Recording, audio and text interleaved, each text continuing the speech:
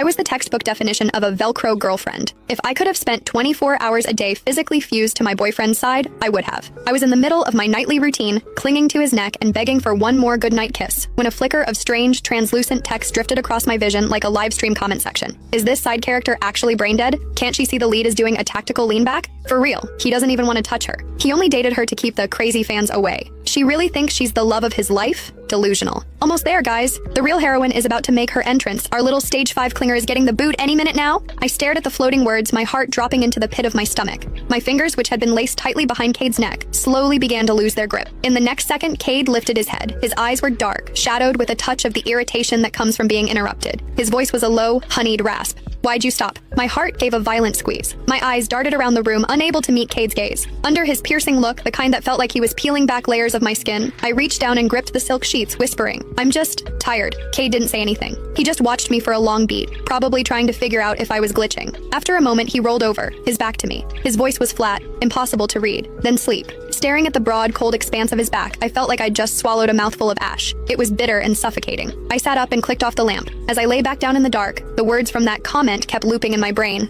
I shifted toward the very edge of the mattress, leaving a vast, empty canyon of space between us. I did my absolute best to stay as far away from Cade as possible. I didn't dare press against him like a heat-seeking missile the way I usually did. Maybe if I stop being so much, I thought, he'll hate me a little less. In the silence, I heard his steady, rhythmic breathing, but my mind was miles away. To be honest, it wasn't like I hadn't noticed. I wasn't that blind. Cade had always been lukewarm. Whenever I tried to get close, I felt that split second of tension in his frame, a subtle rigidity. But I loved him so much it made me stupid. I wanted to be his shadow, his accessory, his constant. Cade never complained out loud. But looking back, those tiny furrows between his brows, the way his jaw tightened, they were all flashing red lights. He didn't want this. I'd just been playing dumb. I'd lied and told him I was scared to live alone just so I could move into his place. Then I'd pushed for more, invading his bedroom until I was a permanent fixture, wrapping my limbs around him every night like an octopus. He hadn't kicked me out, sure, but his first instinct was always to resist. I'd just been so desperate to be with him that I'd filtered out the truth. Now it seemed the comment was right. The air in the room felt heavy. I tossed and turned until the early hours of the morning, finally drifting into a fitful sleep. When I woke up, I realized I was curled into Cade's chest,